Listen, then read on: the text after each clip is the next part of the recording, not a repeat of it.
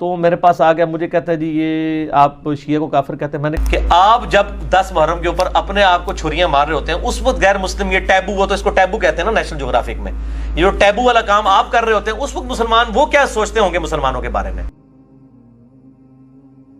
لیکن چونکہ اب محرم کا موقع ہے تو میں چاہ رہا ہوں اس حوالے سے تھوڑی بہت گفتگو کی جائے, جو یقیناً اس مہینے کا تقاضا بھی ہے. میرے بھائیو, سانحہ کربلا وہ حادثہ ہے کہ جسے امت کبھی بھلا نہیں سکتی, کیونکہ اس کی وجہ سے امت کی جمعیت ٹوٹی. اس میں اس کا قصور نہیں تھا, اس کو بنیاد بنا کے, اور پوری دنیا کے اندر 2 فرقے بن گئے, سنی اور شیعہ کے نام کے اوپر. ہمارے نزدیک تو دونوں مسلمان ہیں اپنی غلطیوں کے باوجود. انیشلی یہ اختلاف ایک سیاسی اختلاف تھا, پولیٹیکل اختلاف تھا, عقیدے کا کوئی اختلاف نہیں تھا. لیکن وقت کے ساتھ ساتھ یہ اختلاف اس لیول پر بڑھ گیا کہ آج عقیدوں کی شکل اختیار کر لی ہے. اور اس ایکسٹریم رویے کی پیش گوئی اللہ کے محبوب صلی اللہ علیہ وآلہ وسلم نے پہلے ہی فرما دی تھی. چنانچہ اہل سنت اور اہل تشیع دونوں کے ہاں یہ حدیث موجود ہے. اہل سنت کے ہاں فضائل صحابہ احمد بن حنبل کی کتاب میں یہ حدیث موجود ہے. مشکات شریف میں بھی ہے مسند احمد کے حوالے سے, جو مرفوع روایت ہے. اس کی صحت کے اوپر کلام ہے, لیکن وہ متن کے اعتبار سے روایت بالکل درست ہے. البتہ جو فضائل صحابہ احمد بن حنبل کی کتاب میں روایت ہے مولا علی علیہ السلام سے خود, اور وہ غیبی خبر پر محمول ہے, تو یقیناً رسول اللہ صلی اللہ علیہ وآلہ وسلم کے بتانے پر انہیں یہ بات معلوم چلی. اور سیم روایت نہج البلاغہ اہل تشیع کے ہاں جو مولا علی علیہ السلام کے خطبات ہیں ان میں بھی موجود ہیں کہ سیدنا علی نے کہا کہ میری وجہ سے, یعنی مجھے بنیاد بنا کر 2 فرقے گمراہ ہو جائیں گے اور 2 جہنم میں چلے جائیں گے. یہ دونوں الفاظ موجود ہیں. ظاہر ہے کہ گمراہی کا انجام جہنم ہی ہے, ایک میری محبت میں غلو کر کے اور ایک میری دشمنی میں غلو کر کے. محبت میں غلو کرنے والوں کے لیے جو ٹرم یوز کی جاتی ہے وہ رافضی کی ٹرم, اردو میں ہم رافضی کہتے ہیں, اور جو دشمنی میں بغض میں بڑھنے والے لوگ ہیں ان کے لیے ناصبی کا ورڈ استعمال کیا جاتا ہے. تو یہ رافضی اور ناصبی, ظاہر ہے کہ رافضی اکثریت میں اہل تشیع کے ہاں پائے جاتے ہیں اور ناصبی جو ہیں وہ اہل سنت کے ہاں پائے جاتے ہیں. اور جب غصہ آتا ہے تو اہل سنت شیعہ کو رافضی کہتے ہیں اور شیعہ اہل سنت کو ناصبی کہتے ہیں. حالانکہ یہ دونوں جو گروہ ہیں ایک پولیٹیکل اختلاف کی بنیاد پہ الگ ہوئے, اور پھر اس میں جو ایکسٹریم لوگ تھے انہوں نے اس قسم کا ہنگامہ کھڑا کیا کہ اس بڑے لیول پہ وہ ہنگامہ چلا گیا کہ آج گمراہی اپنے عروج کے اوپر ہے. اگر اہل تشیع کے ہاں ایسے رافضی موجود ہیں جو علی اللہ کہتے ہیں, نعوذ باللہ, ہمارے سب کانٹیننٹ میں تو بہت کم لوگ ہیں, زیادہ تر یہ شام کے اندر نصیریہ فرقہ پایا جاتا ہے اور شیعہ خود انہیں کافر سمجھتے ہیں. تو اہل سنت کے ہاں بھی ناسبیت اس لیول کے اوپر گھسی کہ اہل سنت کے پلیٹ فارم سے یزید کے حق میں نعرہ بازی شروع ہو گئی, اسے جنت کی بشارتیں دینا شروع کر دیں, اور بڑے بڑے ذمہ دار علماء نے یہ حرکت کی.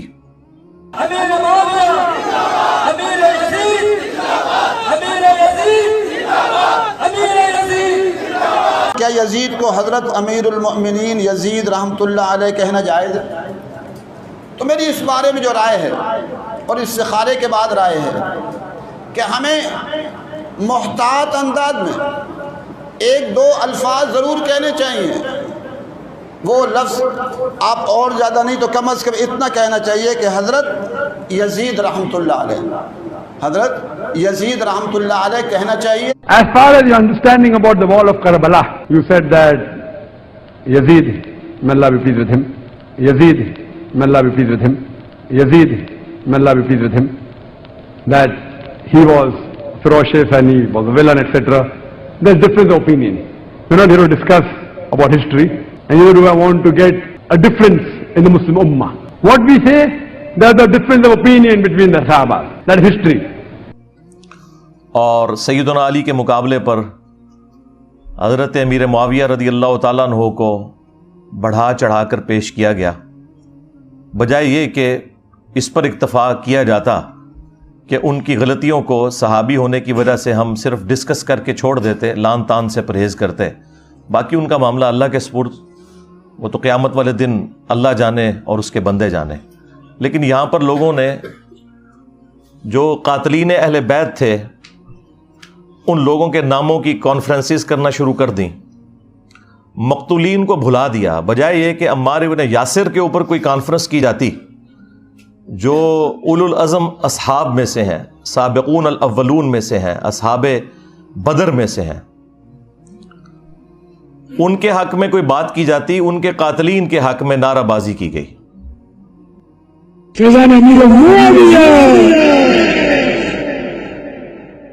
عاشق مصطفیٰ حضرت معاویہ، زاہد و پارسا حضرت معاویہ، روبرو خوش ادب۔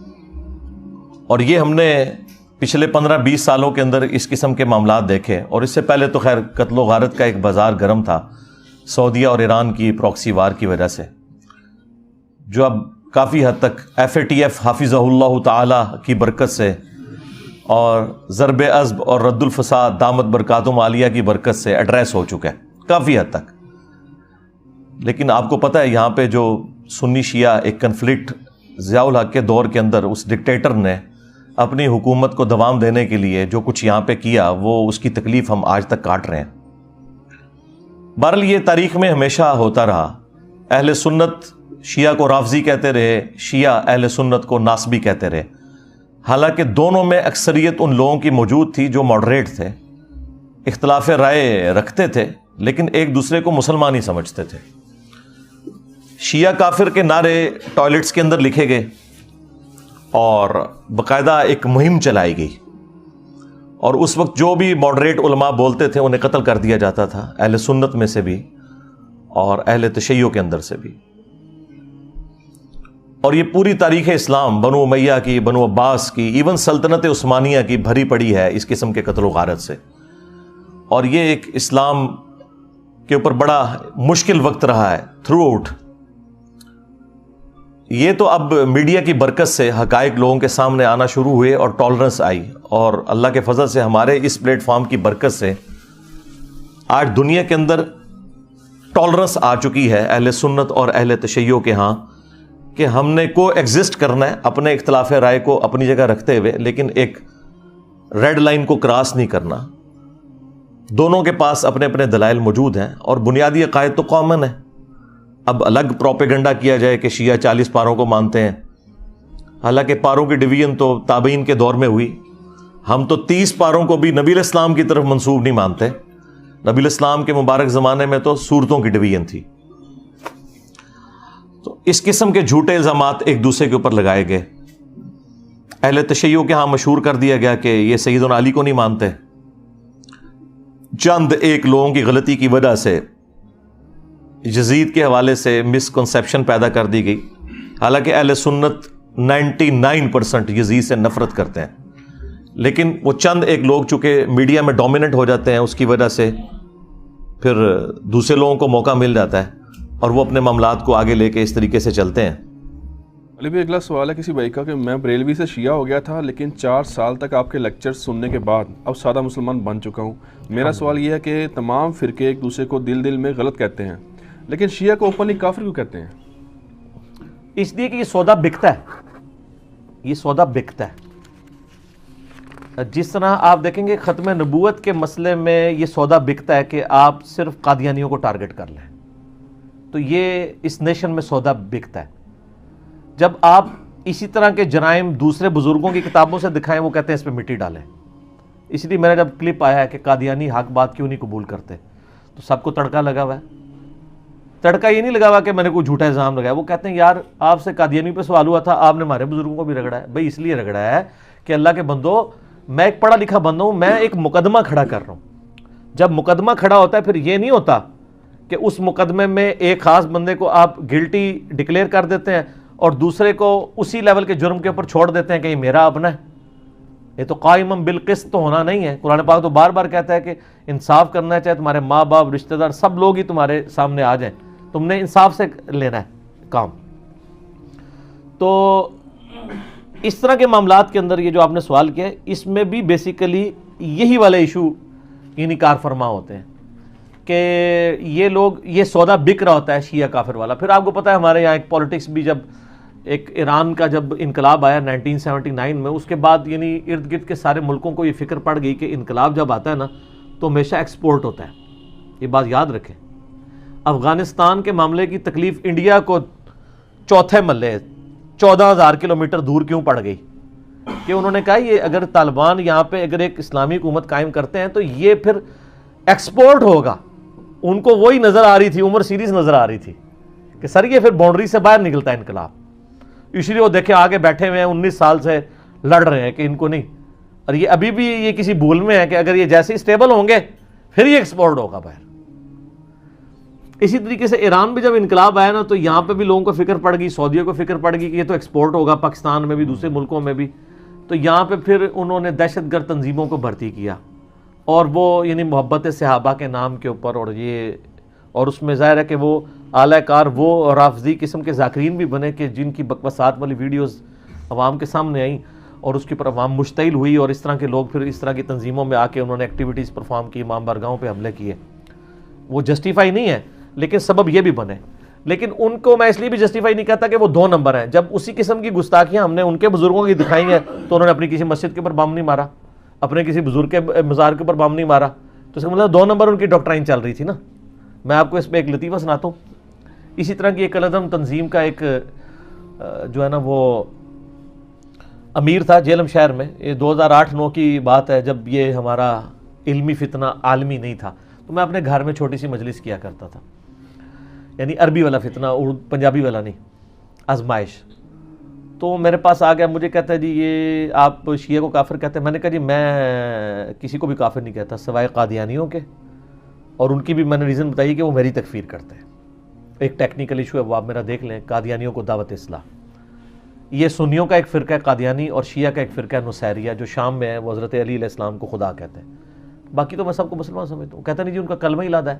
میں نے کہا کہاں سے لادا ہے؟ کہتے وہ کلمہ دیکھیں نا, لا الہ الا اللہ محمد رسول اللہ علی ولی اللہ. تو میں نے اس سے سوال پوچھا کہ میرے بھائی اس پورے جملے کے اندر کفر کہاں پہ ہے؟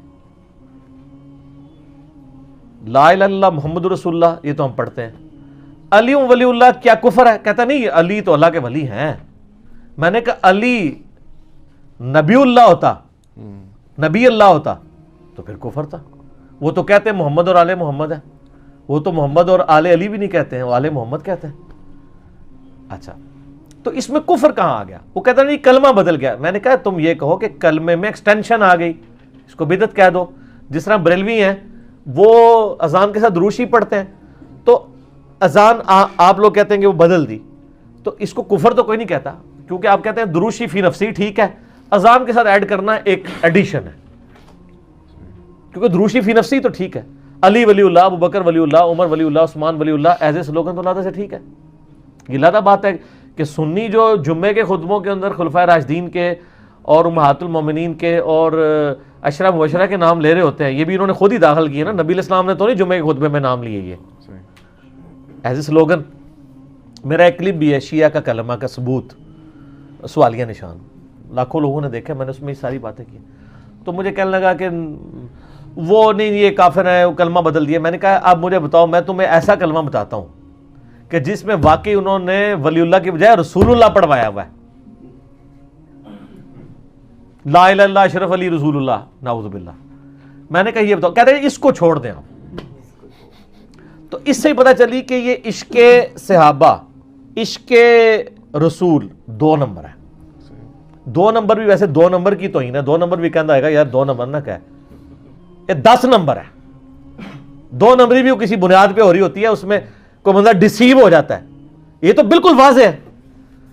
تو اس طرح کے معاملات کرتے ہیں. تو یہ ایک چونکہ اس وقت ایک انٹرنیشنل پالیٹکس تھی, اس کی وجہ سے ایک ادھر سلسلہ شروع ہوا.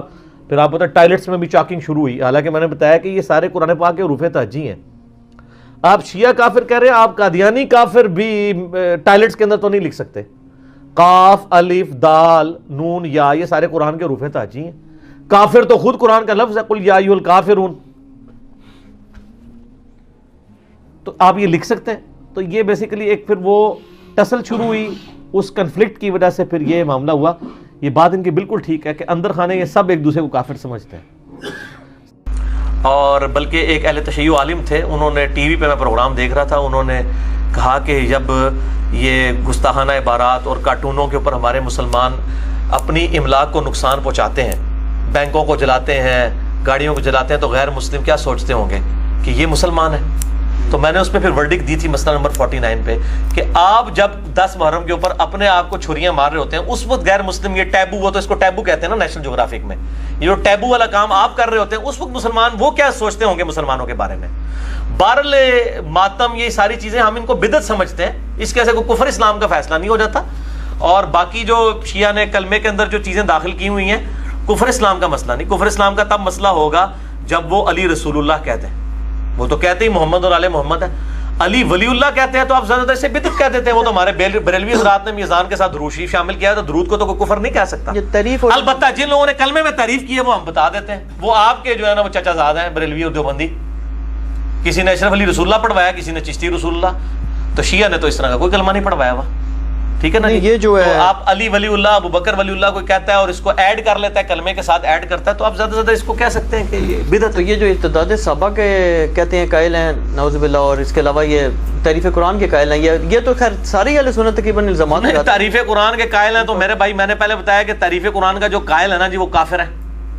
مجھے یہ نا, میں کہتا ہوں چاہے وہ سنی ہے چاہے وہ شیعہ ہے, جو تعریف قرآن کا قائل ہے, جو یہ دو گتوں کے درمیان قرآن ہے اس کو محفوظ نہیں سمجھتا, انا نحن نزلنا الذکر وانا لہ لحافظون, وہ کافر ہے. لیکن روایتوں کو اگر ان کی کتابوں میں آئی ہوئی روایتوں کو وہ ضعیف کہتے ہیں, جیسے شیعت کے مقدمے میں امین الحسینی صاحب نے لکھا, یا وہ ان روایتوں کی تعویل کرتے ہیں, تو پھر ان کو بینیفٹ آف ڈاؤٹ دیں گے نا, دیں گے کہ نہیں؟ بالکل نہیں دیں گے تو میرے کو پھکی بھی آ جائے. صحیح مسلم میں بھی تعریف قرآن کی حدیث موجود ہے, واضح تعریف کی ہے, بالکل تعریف کی.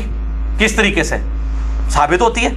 جو رضاعت والا چیپٹر ہے اس میں الفاظ ہیں, سیدہ عائشہ کہتی ہیں کہ نبی صلی اللہ علیہ وسلم کی وفات تک, مسئلہ نمبر 155 میں نے اس کا نمبر بھی بتایا ہے, صحیح مسلم میں رضاعت والا چیپٹر کھولیں آپ کو حدیث مل جائے گی. نبی صلی اللہ علیہ وسلم کی وفات تک ہم لوگ قرآن میں آیات یہ پڑھا کرتے تھے کہ جو دودھ سے رشتہ حرام ہوتا ہے, یعنی نسب حرام ہوتا ہے, رضاعت کا رشتہ اسٹیبلش ہوتا ہے, یہ 1 یا 2 دفعہ کسی عورت کا دودھ پینے سے بچہ وہ بھائی نہیں اس کے اولاد کا بن جاتا, بلکہ کم از کم 5 دفعہ. تو یہ بتائیں قرآن میں کہاں آیت لکھی ہوئی ہے؟ نبی صلی اللہ علیہ وسلم کی وفات تک اگر یہ آیت موجود تھی, وفات تک, ہاں اس میں الفاظ ہیں وفات تک پڑھتے تھے, پھر تو منسوخ والا مسئلہ بھی, منسوخ والا بھی مسئلہ ختم ہو گیا. ہم یہ کہتے ہیں اہل سنت کے علماء سے مہربانی کرو کہ مجھے آیت نکال, مجھے تو نہیں ملی یہ آیت. یہ تو بہت ہی خطرناک بات آپ نے بہت, اور صحیح مسلم میں ہے, یہ مولوی ضعیف بھی نہیں کر سکتے. میرے پاس ترمذی ابو داؤد کی روایتیں بھی ہیں جن کو البانی اور شیخ زبیر علی صاحب صحیح کہتے ہیں. نہیں, اس کا جواب آپ بتائیں نا پھر. یہ تو میں کیا جواب بتاؤں گا, ان سے پوچھے نا جو علماء ہیں. میں یہ جواب دوں گا جو شیعہ دیتے ہیں. میں یہ کہتا ہوں کہ یہ جو کہا نا کہ وہ, اور اس میں الفاظ کتاب اللہ بھی نہیں ہے, ورنہ تو یہ کہہ دیتے کہ شریعت میں پڑھی جاتی, اس میں قرآن میں پڑھی جاتی تھی, تعویل بھی نہیں ہو سکتی. کتاب اللہ میں پڑھی جاتی نا تو یہ کہتے ہیں کتاب سے شریعت کے لیے بھی آتا ہے, کتب علیکم الصیام, شریعت, وہ کہتے ہیں شریعت میں پڑھی جاتی تھی, اس میں قرآن ہے, شکر ہے قرآن ہے, تو ہمیں 10 بھی ساکھ رہے ہیں, قرآن میں پڑھی جاتی تھی. تو اس کی ہم یہ تعویل کرتے ہیں. جو میں نے انٹرویو کیا تھا 1 to 1 مولانا اسحاق صاحب سے, میں نے ان کو بھی اس میں کہا تھا, انہوں نے بھی یہ روایت پیش کی, میں نے کہا آپ اس کی بھی تعویل کریں نا, تو انہوں نے کہا اس کی پھر تعویل یہی کریں گے ہم کہ قرآن کی تفسیر میں پڑھی جاتی تھی.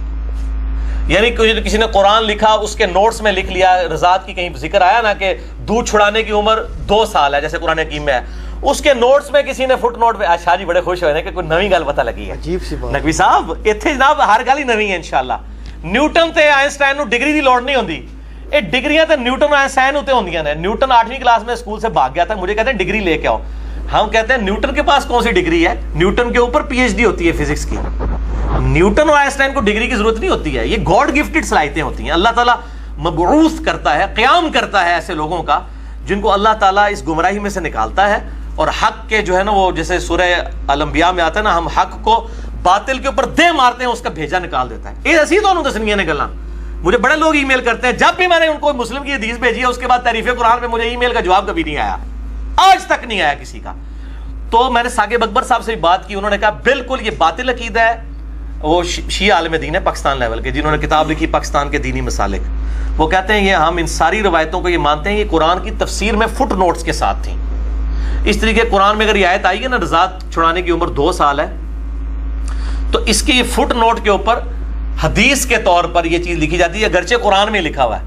جیسے ہمارے آج بھی بولے والے لوگ کہتے ہیں بخاری شریف میں پڑھا ہے, وہ بخاری شریف کے نیچے شرح مولوی نے لکھی ہوتی ہے, وہ سمجھتا ہے بخاری شریف ہو گئی ہے, وہ تو مولوی نے لکھی ہوئی ہوتی ہے, بخاری شریف میں تو نہیں ہوتا. تو اس کی تعویل ہم یہی کرتے ہیں یہ صحیح مسلم کی حدیث ہے شاہ جی. ترمذی ابو داؤد کی حدیث جو ہے اس میں تو بڑے خطرناک الفاظ ہیں. وہ حضرت عثمان ابن عفان سے آگے کوئی پوچھتا ہے کہ یہ بتائیے کہ یہ جو سورہ انفال ہے, سورۃ الانفال اور سورہ توبہ, ان کو تم نے اکٹھا کر کے لکھ دیا, اس کے درمیان بسم اللہ بھی نہیں ڈالی ہے, کیا یہ نبی صلی اللہ علیہ وسلم نے اس طرح لکھوائی تھی؟ تو کہتے ہیں نہیں, یہ نبی صلی اللہ علیہ وسلم نے نہیں لکھوائی ہے. تو مجھے شک ہے کہ یا تو یہ 2 الگ صورتیں ہیں, تو یا یہ ایک ہی صورت ہے, اس کا یہ آگے ضمیم ہے. اس لیے شک کی بنیاد پہ میں نے ان کو الگ کر کے لکھ دیا بیچ میں, اس لیے میں نے بسم اللہ نہیں ڈالی. یہ ترمذی میں ابو داؤد میں موجود ہے, یہ روایت مشکات میں پہلی جلد میں فضائل قرآن والے چیپٹر میں مل جائے گی. شیخ البانی بھی صحیح کہتے ہیں, شیخ زبیر صاحب بھی صحیح کہتے ہیں. کرو مسئلہ حل. جبکہ شیعہ کے ہاں بھی روایتیں ملتی ہیں, اہل سنت کے ہاں بھی, کہ مصحف عثمانی پہ سیدنا عثمان کے مصحف پہ سنی شیعہ کا اجماع ہے. ایون شیعہ نے اپنی تفسیر میں لکھا ہے کہ حضرت علی کا قول انہوں نے اپنی کتابوں سے نقل کیا ہے کہ عثمان نے جو کچھ اپنے دور میں کیا قرآن کے معاملے میں بھی عثمان کی جگہ ہوتا تو اسی طریقے سے کرتا. قرآن محفوظ ہے الحمدللہ. تو یہ شاہ جی آپ نے مجھ سے وہ باتیں نکلوا لی ہیں کہ اس کے بعد میری شہادت واجب ہو چکی ہوئی ہے. اللہ پاک رحم. ٹھیک ہے, تو شہید کے درجے میں ہم پہلے ہی ہیں, ہم نے کلمہ حق بلند کر دیا الحمدللہ. تو اب جب بھی کوئی تعریف قرآن کی بات کرے ان کو پہلے اپنے منجی تھلے ڈنڈا پھیرو, ٹھیک ہے. اچھا, اس پھر صحیح مسلم کے اوپر بھی فتویٰ لگاؤ یا پھر تعویل کرو کہ وہ جو مولانا اسحاق صاحب کہتے تھے وہ تو ایک ہاتھ آگے نکل جاتے تھے نا, وہ کہتے تھے سنی میرے بھائی اور شیعہ میرے بھائی یہ دونوں روایتیں دیوار پہ دے مارو, جو قرآن مشرق سے لے کے مغرب تک تواتر سے نقل ہوا ہے اور کوئی اور قرآن موجود ہی نہیں ہے, روایتیں ہی پھینک دو. وہ دوسری ایکسٹریم کو جاتے تھے. میں یہ کہتا ہوں کہ میں نے ان کو بھی اس میں کہا کہ آپ تعویل کریں کہ یہ تفسیر تھی. شرف الدین موسوی بھی یہ کہتا ہے. اچھا, وہ کیا کہتے ہیں وہ؟ اٹھو قرآن کا دفاع کرو, اس کی جو کتاب ہے وہ کہتا ہے جی روایت جو ہے اس کو چھوڑ دو. نہیں ٹھیک ہے, قرآن تواتر سے ہے روایت. اچھا, اس میں یہ چیز ہے کہ اس پہ میں نے ایک مناظرہ سنا تھا, یہ سید طلب الرحمان شاہ کا کوئی سولت شاہ تھا کہ سولت کیا نام تھا اس کا, کوئی انٹرنیٹ پہ موجود ہے, وہ ابھی بھی اہل حدیثوں کی مرکزی مین ویب سائٹ پہ موجود ہے. تو اس میں میرا خیال ہے وہ سولت کو بھی شاید اس چیز کا پتہ نہیں تھا, یہ روایت پیش کرتا ہے طلب الرحمان شاہ. سب کیا جواب جی آپ جواب دیں جناب, اٹھ ہی نہ سکتے. او بھائی آئنسٹائن تے نیوٹن تے نہیں نا ڈگری والے تو نہیں ہوندے, وہ تو ڈگری والے مولوی بیٹھ کے لڑ رہے سن نا. وہ زیادہ تر الاتقان کی روایتیں پیش. اچھا, اور بتائیں کوئی اور چیز ہے تو چلیں. یہ بھی بڑے اچھے سے ادھار تھا نا, میرے خلاف بڑے بڑے کلپ چڑھائے ہوئے ہیں. او میں کہتا ہوں کہ قرآن کی حفاظت کا ذمہ اللہ نے لیا, یہ ہو ہی نہیں سکتا اس میں کوئی تعریف کر سکے. شیعہ بھی چاہے تو تعریف نہیں کر سکتے, سنی بھی نہیں کر سکتے. یہ ساری کی ساری روایتیں جو ہے دیکھیں قرآن کا مقابلہ نہیں کر سکی. ہم ان کی تعویل کرتے ہیں, ہم قرآن کو تواتر کے ساتھ صحیح مانتے ہیں. اچھا, یہ جو مسئلہ ہے کہ یہ ارتداد والا نعوذ باللہ صحابہ کرام پہ تم بس کرو شاہ جی, اور تسی آخری بم چھڈن لگے ہو. ہاں, یہ ایک بات کی جاتی ہے نا جی کہ آپ جی بخاری مسلم میں حدیث ہے نا اصحابی والی, اصحابی بھی ہے کہ کچھ ایسے لوگ ہیں جو آپ کی زندگی میں مومن تھے, آپ کی وفات کے بعد کافر ہو گئے, انہی کو صحابی کہا جا رہا ہے. یہ امتی والی روایت لے کے آتے ہیں. وہ کون ہے؟ میں نے مسئلہ 96 میں بتایا کہ منکرین زکوٰۃ, مسلمہ کذاب کے ساتھ ملنے والے, حضرت ابوبکر صدیق کے دور میں جو ارتداد کا شکار ہوئے. بخاری مسلم میں آتا ہے ارتداد تو وہی ہوتا ہے جو آپ کی زندگی میں مسلمان تھا, ابوبکر کی زندگی میں وہ کافر ہو گیا. یہ وہ لوگ ہوں گے. شیعہ کی تکفیر کی باقی جو ہے نا وہ, ہاں تکفیر کا معاملہ یہ ہے میرے بھائی جی, تکفیر کا معاملہ جو ہے نا یہ مسئلہ بڑا ایک ڈیفرنٹ ہو جاتا ہے. اس طرح اینالوجیز بنانی شروع کر دینا اگر ہم, تو معاملات بڑے بگڑ جائیں گے. مثال کے طور پر صحیح مسلم حدیث ہے علی سے صرف محبت رکھے گا مومن, علی سے بغض رکھے گا صرف منافق. اب اس حدیث کے تحت جن جن لوگوں نے حضرت علی کو تکلیفیں دی ہیں ان کے اوپر ہم منافقت کا فتویٰ کیا لگانا شروع کر دیں گے؟ نہیں, ان کو تعویل کی غلطی لگی ہے. اس طریقے سے آج اگر کسی تک کوئی دین ایسا ٹیمپرڈ فارم میں پہنچا ہے, آپ بجائے ان کے اوپر کفر کا فتویٰ لگانے کے ان کی اصلاح کرنے کی کوشش کریں کہ بھائی یہ جن لوگوں کے اوپر آپ کفر کے فتوے لگا رہے ہیں ان کی شان میں نہج البلاغہ میں خطبے ہیں, اور معاویہ بھی جو ہے اس کو بھی کافر حضرت علی نے کبھی نہیں کہا, اس کو منافق نہ کہیں. آپ ان کی اصلاح کرنے کی کوشش کریں. ان تک بات یہی پہنچی ہوئی ہے. صحابہ کی تکفیر تو چھوٹا مسئلہ ہے, اس سے بڑا مسئلہ تو توحید کا ہے, وہ اس کے اندر مبتلا ہے. صحابہ کی تکفیر چھوٹا مسئلہ ہے, توحید کا مسئلہ بڑا ہے.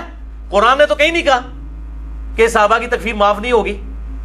پکڑ بھی سکتا ہے اللہ تعالیٰ. صحیح مسلم میں حدیث ہے جس نے کسی کو کافر کہا دونوں میں سے کافر ہو گیا, لیکن یہ اس صورت میں ہے کہ جب کوئی شخص اس کو مسلمان سمجھتے ہوئے کافر کہے. حضرت عمر نے نہیں تھا کہہ دیا ابن ابی بلتا کو, جس نے حضور کی مخبری کر دی تھی, صحیح بخاری میں آتا ہے. حضرت علی کو نبی صلی اللہ علیہ وسلم نے بھیجا, وہ جوڑے میں سے خط نکال کے لایا وہ عورت والا, تو حضرت عمر نے کہا تھا کہ یا رسول اللہ اجازت ہے میں اس منافق کو قتل کر دوں. آپ نے فرمایا چھوڑو یہ بدری ہے, اللہ نے اگلی پچھلی خطائیں اس کی معاف کر دی ہوئی ہیں. نبی کے ساتھ خیانت کرنے والا منافق ہی ہو سکتا ہے, لیکن مسلمان تھا, اس کو غلطی تعویل کی لگ رہی. حضرت عمر کو بھی آپ سے نے یہ نہیں کہا کہ تم توبہ کرو, تم نے ایک مومن کو منافق ہے. ان کو پتا تھا, انہوں نے اپنی تعویل کے مطابق صحیح. اس طریقے سے اگر کسی میں ہے, ہم تو لعنت بیچتے ہیں اس شخص کے اوپر جو ابو بکر, عمر اور عثمان کو کافر کہتا ہے, نعوذ باللہ من ذالک کے کسی صحابی کو اوپر. لیکن مسئلہ ہے کہ جس کو یہ کینسر لگ گیا ہوا ہے اس کا علاج کس نے کرنا ہے؟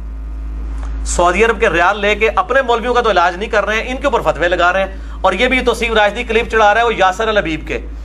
یاسر الحبیب وہ رافضی ہے جس کو ایران والے کافر کہتے ہیں, پاکستان کے شیعہ کافر کہتے ہیں. رافضی وہ تو امام خمینی کو کافر کہتا ہے یاسر الحبیب, اور اس کے کلپ عربی والے چڑھا چڑھا کے جواب دے رہا ہے سنی عوام دیکھو شیعہ کیا کر رہے ہیں. اور شیعہ تو اس کو خود خبیث کہتے ہیں. یہ تو اسی طریقے سے ہے کہ میں قادیانیوں کے کلپ چڑھاؤں اور میں کہوں کہ جی دیکھو سنی شیعہ عوام یہ قادیانی کیا کر رہے ہیں, یہ تم اہل سنت میں سے ہی نکلے ہوئے ہیں. قادیانی کس میں سے نکلے ہیں؟ غلام احمد قادیانی کون تھا؟ جو بندیوں اور اہل حدیثوں کا شاگرد تھا, سنی تھا نا, شیعہ میں سے تو نہیں نکلا تھا جی, سنیوں میں سے نکلا ہے نا. تو کیا جب سنی اس سے اعلان برات کر چکے ہیں, قادیانیوں کا وبال اس پہ ڈالا جا سکتا ہے؟ یاسر الحبیب خبیث جو وہ بیٹھا ہوا ہے عرب ملکوں کے اندر, اور وہ تقریریں کر کے تو سیدہ عائشہ کے بارے میں بکواس کرتا ہے, اور قنوت نازلہ پڑھ رہا ہوتا ہے ابو بکر کے اوپر, عمر کے اوپر. ان کی یہ باتیں بتاتے ہیں. ان کو یہ پوچھو اللہ کے بندو, ان کے اوپر جو لعنت کر رہے ہو تم اپنا ٹائم ضائع کر رہے ہو. تو یہ بھی ساتھ پھر بتاؤ منافق نہ, میں نے پوری بات بتائی ہے. میں کہتا ہوں اس پہ بھی لعنت ہے, اور اس کے خلاف لیکچر چڑھانے والے جو ہیں وہ خود لعنت کے مستحق ہو رہے ہیں. حق چھپا کے آدھی بات کر رہے ہیں کہ اس کو تو شیعہ جو ہے خود رافضی کہتے ہیں. سعودی عرب میں اپنا ایران میں پابندی ہے اس شخص کو, ایران سے اس کو ملک سے نکالا گیا اسی خبیثت کے بعد. اور خامنائی صاحب نے فتویٰ دیا ہے باقاعدہ اس کے خلاف کہ یہ خبیث کا ہم سے کوئی تعلق نہیں ہے. ٹھیک ہے نا جی. تو جس چیز کو وہ آن ہی نہیں کر رہے, آپ ان کے حوالے کمزور پیش کر کے تو وہ مطلب ان کو چڑھائی کرنے کی کوشش کر رہے ہیں. بالکل بےایمانی کر رہا ہے یہ. بھائی ریال آپ نے حلال کرنے, خدا کے لیے سچی بات کرو, ان لوگوں کا رد کرو جن کا رد بنتا ہے. ٹھیک ہے نا جی. یہ کس کو آپ, اور پھر آپ نے جواب دینا ہے, وہ عربی میں کلپ ہے نا, تو عربی میں جواب دو, آگے عربی میں جواب دینا, پتہ لگے. اردو میں کلپ دکھا کے وہ جواب دے رہا ہے. ٹھیک ہے نا جی. تو اس طریقے سے یہ معاملات کر رہے ہیں, تو ان کو مطلب شرم و حیا کرنی چاہیے. تو اس طریقے سے نہیں ہوتی چیزیں. اور بس آخری سوال آپ سے ایک کر لوں, آخری بھی رہ گیا کہ حضرت, یہ اس میں لکھا نہیں ویسے میں کہہ رہا ہوں کہ حضرت امام مہدی علیہ السلام نے جب تشریف لانا ہے تو ان کے بارے میں مجھے جہاں تک پتہ چلا کہ مفتی اکمل بریلوی صاحب جو انہوں نے تو یہاں تک کہہ دیا, اور غالباً دیوبندی بھی ایسی بات کرتے ہیں کہ جی امام حنیفہ کے مقلد ہوں گے. تو نہیں, انہوں نے لکھا, وہ قاضی ثناء اللہ پانی پتی نے لکھا ہے کہ امام حنیفہ کے مقلد ہوں. آپ کا قیاس ویسے کیا کہتا ہے کہ وہ قیاس کیا ہے؟ میں نے تو پورا لیکچر امام مہدی کے اوپر ریکارڈ کرا کے ان سارے منوسوں کا رد کیا ہے. مسئلہ نمبر 127B ہے, امام محمد مہدی رضی اللہ تعالیٰ عنہ علیہ السلام کی خلافت پہ پوری دنیا کے سنی اور شیعہ کا اجماع ہوگا, امت ان کو ایکسیپٹ کرے گی, ورنہ 500 امام مہدی قتل ہو چکے ہیں. بریلویوں میں آ گیا, بریلوی اہل حدیثوں نے نہیں ماننا, اہل حدیثوں میں آ گیا, دیوبندیوں نے نہیں ماننا, شیعہ میں آ گیا انہوں نے نہیں ماننا. وہ غیبی مدد اللہ کی خاص ہوگی کہ پوری امت ان پہ اتفاق کرے گی, اور وہ اللہ تعالیٰ کا وعدہ ہے. امام محمد مہدی پہ میں نے 2 گھنٹے کا لیکچر دیا, مسئلہ 127B, وہ آپ دیکھ لیں جس کو شوق ہے, بڑی ڈیٹیل کے ساتھ, بالکل کلیئر کٹ ہے. میرا خیال ہے ہم نے کافی ساری باتیں کھل آگے کر لی ہیں. بالکل. باقی میرے لیکچر اتنے زیادہ ہیں, جس کو شوق ہے تو اہل سنت پاک.com پہ جائیں. اس میں ہم نے آل لیکچرز میں نا ایک ہمارا سب اس کا ٹائٹل ہے مین لسٹ آف مین ٹاپکس. اس کو آپ کلک کریں گے, اس میں پنجتن پاک کی نسبت سے میں نے 5ویں نمبر پہ خلافت و ملوکیت ریلیٹڈ لیکچرز رکھے ہوئے ہیں. وہ جتنے میں نے آج تک دیے ہیں وہ اس میں آپ کو کمبائنڈ فارم میں مل جائیں گے. مسئلہ نمبر 101 ہو, 102 ہو, 61 ہو, یہ سارے کے سارے لیکچرز. یہ ریسرچ پیپر نمبر 5B, واقعہ کربلا کا حقیقی پس منظر 72 صحیح الاسناد حدیث کی روشنی میں, اس میں بھی میں نے ان لیکچرز کے حوالے دیے ہیں. اللہ تعالیٰ سے دعا ہے جو حق بات میں نے کہی اللہ تعالیٰ ہمارے دلوں میں راسخ فرمائے. اگر جذبات میں میرے منہ سے کوئی غلط بات نکل گئی تو اللہ تعالیٰ ہمارے دلوں سے معاف کر دے. ہمیں کتاب و سنت کی تعلیمات پر عمل کر کے دوسرے بھائیوں تک پہنچانے کی توفیق عطا فرمائے. سبحانک اللہم و بحمدک اشہد ان لا الہ الا انت استغفرک و اتوب الیک وما علینا الا البلاغ المبین. جزاکم اللہ خیرا.